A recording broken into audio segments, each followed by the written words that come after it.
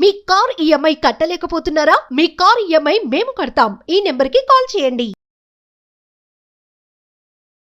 Hello, welcome to Suman TV. నేను కీర్తి. ప్రస్తుతం మనతో మోటివేషనల్ స్పీకర్ రాజేష్ గారు ఉన్నారు. వీరితో ఈరోజు కొన్ని విషయాలు మనం మాట్లాడుకుందాం. నమస్తే అండి. నమస్తే కీర్తి గారు. ఈరోజు మార్నింగ్ నేను కొన్ని న్యూస్ అప్డేట్స్ చూస్తున్నప్పుడు ఒక న్యూస్ అయితే నాకు నా ముందుకు వచ్చిందండి. ఏంటి అంటే దాని నుంచి నాకు ఒక డౌట్ వచ్చింది. అది నేను మీతో క్లారిఫై చేసుకుందాము అని. యాక్చువల్గా అంటే ఇంతకు ముందు కూడా ఇలాంటి ఘటనలు చాలా జరిగాయి. బట్ ప్రెసెంట్ మనకి ఇప్పుడు సిఎంఆర్ కాలేజ్లో గర్ల్స్ హాస్టల్లో మనకి సీక్రెట్ క్యాంప్స్ పెట్టి వీడియో రికార్డింగ్స్ చేయడం అనేది జరుగుతుంది. సో దానివల్ల చాలా అంటే ఫ్యామిలీస్ కూడా, స్టూడెంట్ ఫ్యామిలీస్ వీళ్ళందరూ కూడా ఎఫెక్ట్ అవుతూ వస్తుంటారు. మీకు తెలియదే ఉంది.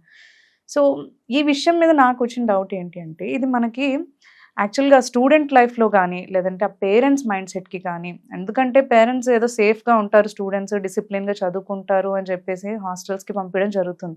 సో ఇలా సేఫ్ ప్లేస్, ఎడ్యుకేషన్ ప్లేస్లోనే మనకి ఇలాంటి ఘటనలు జరుగుతూ ఉన్నాయి. ఇంతకు ముందు జరిగాయి, ఇంకా జరుగుతూనే వస్తున్నాయి. సో ఇలాంటప్పుడు అవి పిల్లల పైన ఎలాంటి ప్రభావం చూపిస్తాయంటారు? అంటే వాళ్ళ సైకలాజికల్ గ్రోత్కి కానీ స్టడీస్కి కానీ ఎలా చూపిస్తాయంటారు?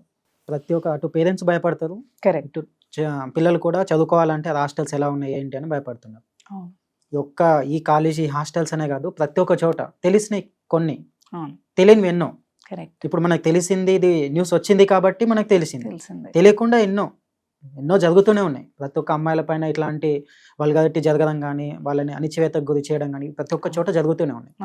సో మేజర్గా అమ్మాయిలు ఇలాంటి సిచ్యువేషన్ వచ్చినప్పుడు, అంటే నన్ను ఇట్లా జరిగింది అని భయపడిపోకుండా ధైర్యంగా ఉండాలి.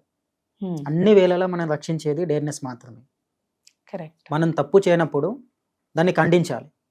హాస్టల్స్ కూడా వాళ్ళు ఏదో పిల్లలు, వీళ్ళు మా పిల్లలు కాదు కదా హాస్టల్ వచ్చింది అనుకోకుండా, వాళ్ళు కూడా సొంత పిల్లలని భావిస్తేనే అలాంటి హాస్టల్లోనే పేరెంట్స్ చేర్పించాలి.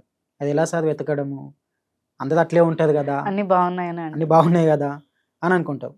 కానీ ఎప్పటికప్పుడు అట్లీస్ట్ 15 డేస్కి ఒకసారి కానీ 1 మంత్కి ఒకసారి కానీ వచ్చి మాట్లాడాలి ఫ్రెండ్లీగా. మీ ఫ్రెండ్స్ ఎలా ఉన్నారు, మీ హాస్టల్ ఓనర్స్ ఎలా ఉన్నారు, వార్డెన్స్ ఎలా ఉన్నారు, ఆ వర్కర్స్ ఎలా ఉన్నారు, ప్రతి ఒక్కది ఇంపార్టెంటే. ఈ రోజుల్లో కొంతమంది పేరెంట్స్కి చాలా అవేర్నెస్ వచ్చింది. అమ్మాయిని బయటకు పంపిస్తున్నామంటే 360 degrees అన్నీ తెలుసుకుంటారు. అక్కడ హాస్టల్ ఏంటి, ఎడ్యుకేషన్ ఏంటి, కాలేజ్ ఏంటి, ప్రతిదీ ఎంకరేజ్ చేస్తారు. అయినా సరే ఇట్లా జరుగుతున్నాయి అంటే ఇప్పుడు పెరుగుతున్న ఇట్లాంటి వల్గారిటీ అన్నీ. సో అమ్మాయిలు ఇక్కడ మానసికంగా దృఢంగా ఉండాలి.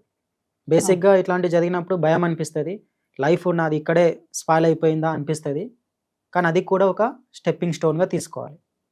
ఇది చూసిన అంటే ఇట్లా జరిగిన వెంటనే వీళ్ళు చనిపోవడము, సూసైడ్ చేసుకోవడము అట్లా చేసుకోవద్దు. అవును, ఎన్నో భయాలు ఉంటాయి కదా, నాదే రియల్ అనుకుంటారు, లేకపోతే కొంతమంది సెన్సిటివ్ ఉంటారు, వీక్ స్టెప్స్ తీసుకుంటూ ఉంటారు. సో వాటన్నిటిని ఎలా అధిగమించాలంటారు? ఆ టైంలోనే పేరెంట్స్ సపోర్ట్ ఇవ్వాలి. ఇప్పుడు ఈ రోజుల అమ్మాయిలకు ఎట్లా అయిపోయిందంటే, హాస్టల్ ఎట్లా జరుగుతుంటే ఇట్లాంటి కెమెరాస్ పెట్టిన నీ కళ్ళు లేవా అమ్మాయిని అంటారు. కరెక్ట్. అవును, పేరెంట్స్ కానీ పక్క వాళ్ళు కానీ ఎందుకు ఆమె కళ్ళు లేవా, చూసుకోదా, ఇప్పుడు కామన్ జరుగుతూనే ఉంటాయి, తెలుసుకోవాలి కదా. అంటే ఏమలపాట్లో వాళ్ళ కాలేజ్ ఎప్పుడు బాగుంటుంది కదా, ఇలాంటి కాలేజ్లో ఇట్లాంటి సిచ్యువేషన్లు ఎప్పుడు జరగలే కదా అనే డేనెస్తోనే వెళ్ళిపోతుండొచ్చు. కానీ ఈ రోజులో అమ్మాయిలు చూసుకోవాలి. ఒకవేళ చూడకుండా ఇలా జరిగినా కానీ పేరెంట్స్ నిందించకుండా, చుట్టూ ఉండే వాళ్ళు నిందించకుండా దాన్ని తెలుసుకోవాలి. నిజాలు ఏంటి, ఎలా జరిగింది ఏంటి, అక్కడ సపోర్ట్ ఇవ్వాలి. కరెక్ట్. ఆ న్యూస్ జరిగిందే ఇంత అంటే నీ కళ్ళు లేవా, నువ్వు చూసుకోలేదా, అవి ఇవి అని అమ్మాయిల పైన స్ట్రెస్ పెట్టేసి అనుకోండి, ఇంకా డిప్రెషన్ అయిపోతారు. నన్ను ఇంతమంది అన్న తర్వాత, నన్ను ఇంత ఏడిపించిన తర్వాత అవసరమా చనిపోదామని చెప్పేసి ఎందరో చనిపోతున్నారు. అవును. సో లైఫ్ అనేది, చావు అనేది మనం ఉన్నప్పుడు అది రాదు, అది వచ్చినప్పుడు మనం ఉండం. అంటే ఎప్పుడో ఒకసారి చనిపోతాం మనిషి.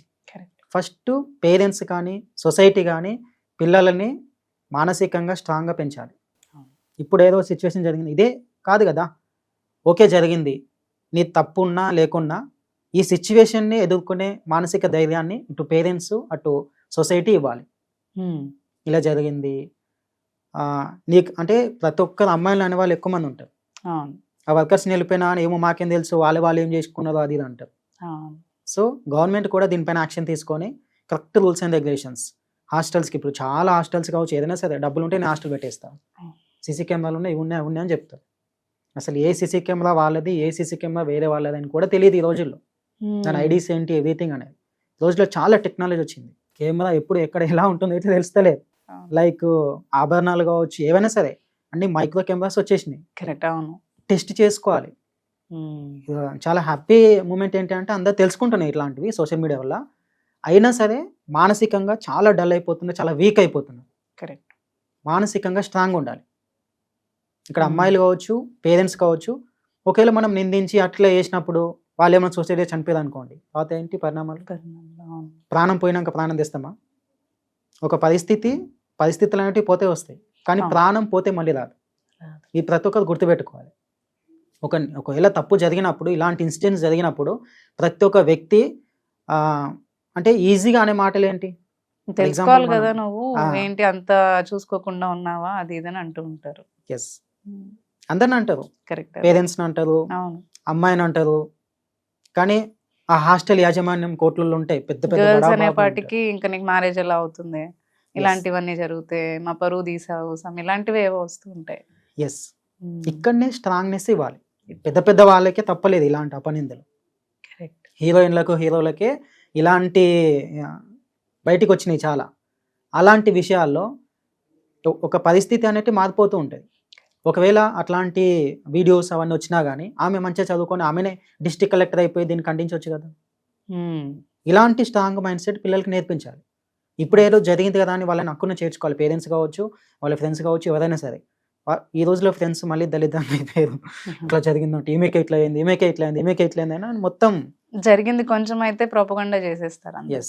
అందరికీ. ఇది చాలా శోచనీయం. ఇది మారాలి ప్రతి ఒక్కరు. ఫర్ ఎగ్జాంపుల్ 10 మందిలో ఒకరిని తిట్టిరు అనుకోండి, తిట్టిన వాళ్ళు బాగానే ఉంటారు, తిట్టించుకున్న వాళ్ళు బాగానే ఉంటారు, మధ్యలో ఉంటుంది కదా వీళ్ళందరూ, నేను ఇట్లా అన్నది ఇట్లా అన్నది ఇట్లా అన్నా అట్లా అన్నది తెలుసా. ఈరోజు రాని వాళ్ళకి ఇట్లా మళ్ళీ ఫోన్ చేసి చెప్తారు. ముచ్చట్లు ఎక్కువైపోయినాయి, అన్నీ ముచ్చట్లే అనమాట. కరెక్ట్. సో ఇట్లాంటి సిచ్యువేషన్ జరిగినప్పుడు మైండ్ సెట్ ఫస్ట్ అమ్మాయిలు కూడా స్ట్రాంగ్ మైండ్ సెట్ ఉండాలి. ఏది జరిగినా సరే బీ డేర్నెస్. ఎందుకంటే లైఫ్ అనేది ఒకేసారి వస్తుంది, ఒకేసారి చనిపోయినా అంటే మళ్ళీ లైఫ్ అనేది ఉండదు. సో ఉన్న లైఫ్ని, ఉన్నది ఒకటే జిందగీ అంటే కదా, ఉన్న లైఫ్ని మనమే కాపాడుకోవాలి. మనకి అగెనెస్ట్గా పేరెంట్స్ రావచ్చు, ఫ్రెండ్స్ రావచ్చు, ఎవరైనా రావచ్చు, మన ప్రమేయం లేకుండా మన పైన ఇలాంటి వీడియోస్ కావచ్చు, ఇలాంటివి ఎన్నో జరుగుతూ ఉండొచ్చు. అప్పుడు మనమే రక్షించుకోవాలి. చనిపోతే ఫుల్ స్టాప్ కాదు, దాన్ని ఎదుర్కొంటేనే లైఫ్ ఉంటుంది.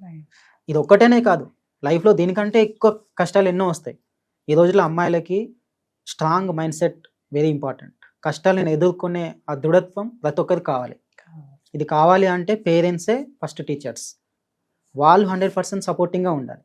ఎప్పుడైతే పేరెంట్స్ ధైర్య వచనాలు చెప్తారో, ఏమైనా సరే నేను చూసుకుంటా, నువ్వు భయపడకు, అలాంటి సిచ్యుయేషన్లో వాళ్ళకి డేర్నెస్ ఇస్తే, ఎస్ మా వాళ్ళు ఉన్నారు కదా అని వాళ్ళు స్ట్రాంగ్నెస్ ఉంటారు. అప్పుడు ఇట్లా వాళ్ళు వీళ్ళకి ఇట్లా హేళన చేసేసి, వీళ్ళకి ఇట్లా తిట్టేసి, నీకు బుద్ధి లేదా, నువ్వు చూసుకోవా, హాస్టల్ ఎవ్వరు కాదు, నీకే ఎందుకైంది, అవును, అట్లా ఎప్పుడు అనుకోవద్దు. సో ఇది గమనించుకొని ప్రతి ఒక్కరు హ్యాపీగా ఉండాలి. ఓకే అండి, thank you so much. Thank you madam.